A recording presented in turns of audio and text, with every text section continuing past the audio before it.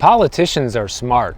In fact, one of the big debates that Harris and Trump keep having back and forth is who's going to be able to lower inflation more, who's going to be able to bring down the cost of living more, also who's going to be able to bring down grocery prices more, because people have realized and seen how much the cost of food has gone up between 2020 and now, and it has been enormous, guys. But now, according to Market Watch, they're saying that groceries are now cheaper than they were in 2019. When I saw this story, I knew I had to talk about it and comment on it, because I just feel like it is the most unbelievable thing. You know, yesterday we talked about how all these immigrants and all these migrants are coming in and, you know, basically getting everything for free and getting jobs that Americans are supposed to be getting, and everybody's supposed to be believing that the economy is fine and there's nothing to worry about. And then you hear things like this where they're telling people that grocery prices are cheaper than they were in 2019. When you do a bunch of ridiculous math, then somehow it's supposed to work out and look like that. And I know pretty much anybody watching this video isn't going to believe this, including me, but I want to go over the points that they make in here anyways, just to give you guys an idea of the length that people are willing to go to right now to try and convince everyone that things are fine. So the methodology and the way that they're calculating this is they say that for the average US worker, it now takes fewer hours of work to afford a week's worth of groceries than it did 5 years ago in August of 2019.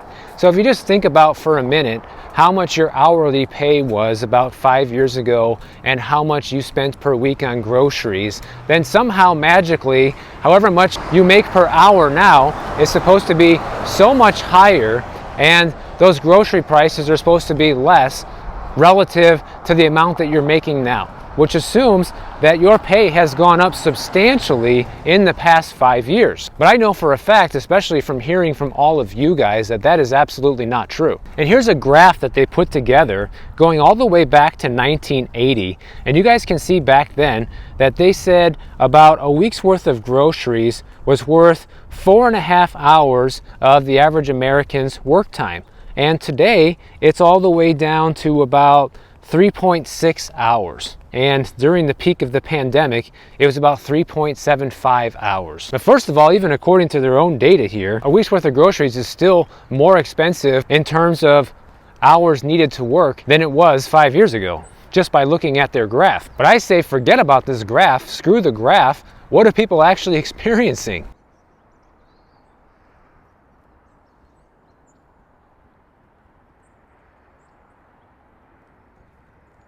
Now, one small part of this is the fact that a lot of people don't actually understand inflation and rising prices, okay? Because people look at, well, the price is higher today than it was 5 years ago, so the price has gone up. And the point that they're trying to prove here is, yeah, but when you factor in how much money that you make now compared to then, basically your pay relative to what groceries cost is actually better than what it was before. At least that's what they're trying to convince everybody of. And of course, they point to things like, oh, the most recent inflation report that we saw in September shows that food inflation at home was only 1.3% year over year, which is much better than the CPI at 2.4%. Basically, just using all these fake numbers that we have access to try and prove their point. But the reality is, guys, people who track inflation data like economists and government officials, people that work at the Fed, they don't care if it's harder for you to afford groceries. They don't care how expensive groceries are. They just care how good their data looks because it makes them look good. So for example, they look at things like this. The inflation rate for food at home, okay, is sitting at 1.3% according to them. And at the peak of the pandemic, it was about 13.5%. And you can see the last time we had a spike like that before the pandemic was right after the big recession we had in 2008. Around 2011, we had a big spike in grocery prices. But they're only looking at the rate of change in prices, and they're looking for price increases slowing down, not actual lower prices. Those are the figures that they care about. Whereas the average person only cares about what is the actual sticker price on the shelf? Is it higher or lower than what I used to pay? And it's also not fair for them to make blanket statements like this, like the average US worker is paying less than they did in 2019 for groceries, because, you know, nobody really makes the average wage, okay? Everybody's income situation is so different. Some people make far beyond the median household income. Some people are making far less than that and are still able to get by. And the problem is, even if this ends up being true, which I highly doubt that it really is, other things that people have to pay for has still risen much faster than wage increases, like rent, like car insurance, like homeowners insurance, like property taxes, and really the list goes on. So when people have to pay far more for all of those things, in addition to a higher sticker price at the grocery store, it's no wonder that people aren't believing this crap. So this is their explanation of why you should believe that groceries are actually in fact cheaper today. It's more of a psychological than economical thing. Most consumers visit the grocery store and the gas station on a regular basis, and those two recurring purchases for the majority of people serve as the best gauge of how the economy is treating them, and they remain front of mind. So basically, because these are the prices that people see most frequently and the items that people pay for on the regular basis the most, then this is kind of the average person's gauge of how well the economy is going. Well, like I just said, we all know that there's far more to it than that. We're all paying far more for everything, not just groceries and gas. Every single thing that we need and use costs far more than it did 5 years ago. So it sounds like to me what they're trying to do is just normalize the fact that a gallon of milk is $4 now, and a carton of eggs is $4 now. And even though it used to be half of that before the pandemic, we can assure you that your wages have gone up enough to actually make that very affordable, actually more affordable for you than it was before.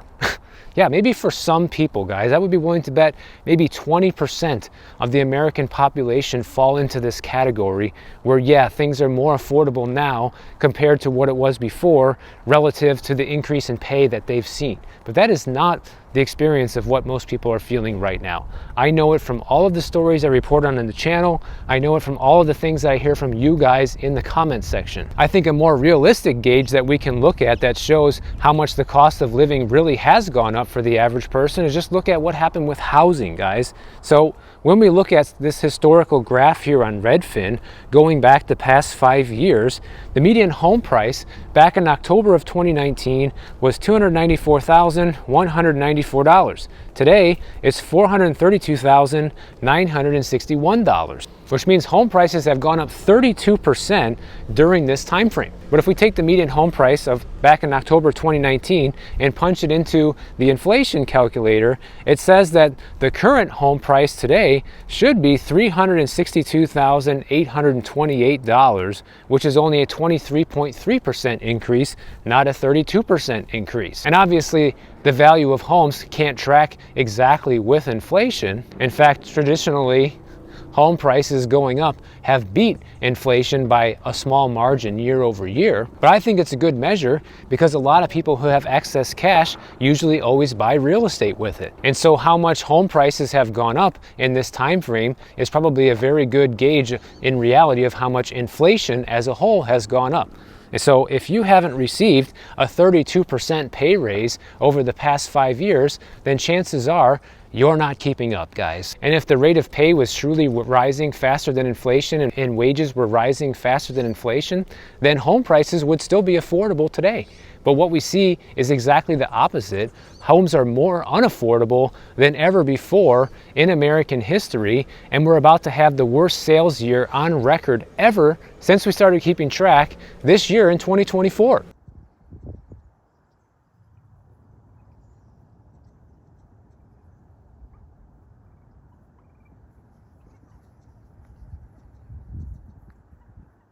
And people aren't stupid, guys. Americans know that this is what's happening right now. In fact, the sentiment reflects it. According to the Federal Reserve of New York, Americans are expecting higher inflation moving forward. Americans see inflation holding steady at 3% 3 years from now. And in 5 years from now, most Americans believe that inflation will still be running at 2.9%. This is according to a survey of consumer expectations from the Fed. But we've been promised time and time again that the Fed was going to magically get inflation back down to 2%.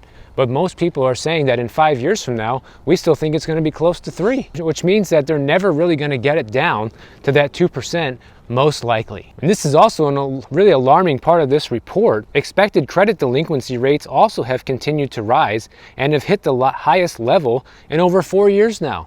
Well, what has changed in the last 4 years? Oh, I guess inflation. Oh, I guess the state of the economy has gone down the hill significantly over the past 4 years. So maybe that's why people expect to see their delinquency rates continue to go up. This report noted that the average expected probability of missing a debt payment over the next 3 months rose for a 4th straight month to 14.2%, up from August's 13.6%, suggesting Americans are facing increased issues with managing their borrowing. And just like I mentioned the other day, guys, according to the big banks, these guys are saying that no one's taking loans. They're not giving out loans. Virtually no one is borrowing, and this is the reason why. Because people are already worried about the delinquencies they already have, or not being able to pay the bills they already have. Who's going to be borrowing more? Are they even going to be able to borrow more? Because let's not forget that borrowing standards have tightened up over the past couple of years. You know, getting credit now is harder than it was a couple of years ago because the banks realize that people are tapped out. And in fact, the largest increase in people who are worried about delinquencies moving forward are in households that earn over $100,000 a year. Those people saw the greatest chance of falling into delinquency in the next 10 years. So even people that are earning 6-figure incomes right now are worried about if they're going to be able to pay their bills in the next 10 years. So the Fed is getting really messed up over this because they don't know which way to look anymore or which way to turn, because half the things they look at, you know, make their case for the economy looking great, and the other half of things they look at looks like everything is falling apart around them. So they don't know what to do right now. Here's something interesting.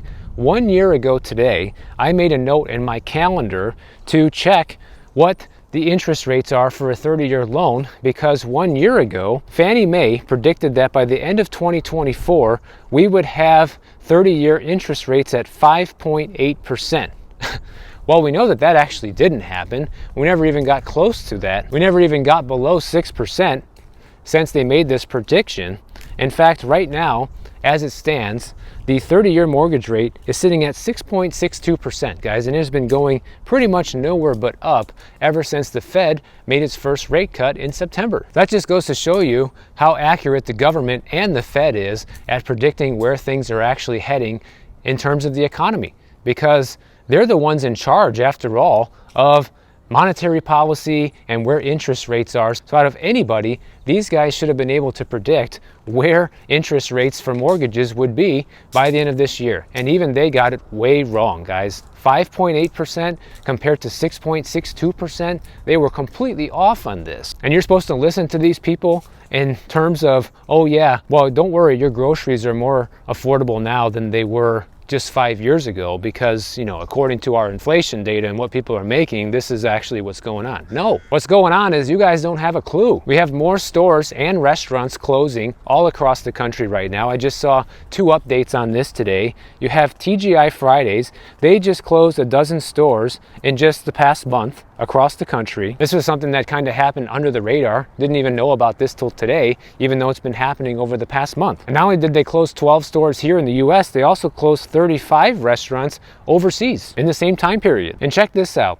They actually secured an acquisition deal to save 51 locations, but ultimately, even after this acquisition, 35 of their stores closed down immediately, and more than 1,000 employees were let go because of this.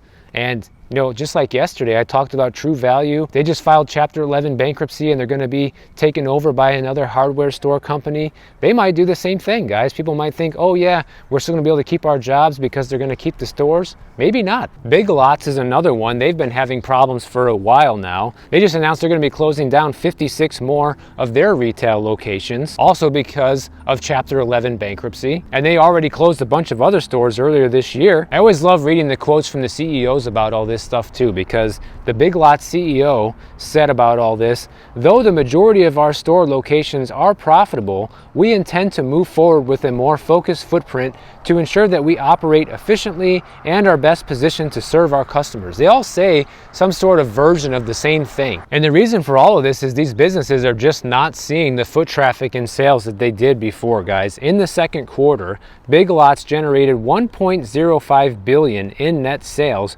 which is an over 8% decline compared to the same 3-month period last year. The quarterly net loss was nearly $238.46 million. I mean, when you see the amount of money that some of these businesses lose, it's just like unbelievable. You almost can't even wrap your head around how much money is $248 million, you know? I'm of the mindset that at this point, you know, all of the officials, all these stories can come out and pretty much say whatever they want, but you're not really going to be able to convince people moving forward that what they're saying is true, because people aren't seeing it in their wallets, they're not seeing it in their neighborhoods, they're not seeing it with their income, they're just not seeing it in their lives. I know some of us are. Of course, you're the lucky ones. If you've been able to make significantly more money since prior to the pandemic and you're thriving right now, I'm happy for you guys. I am not trying to rain on your parade and belittle your success in any way.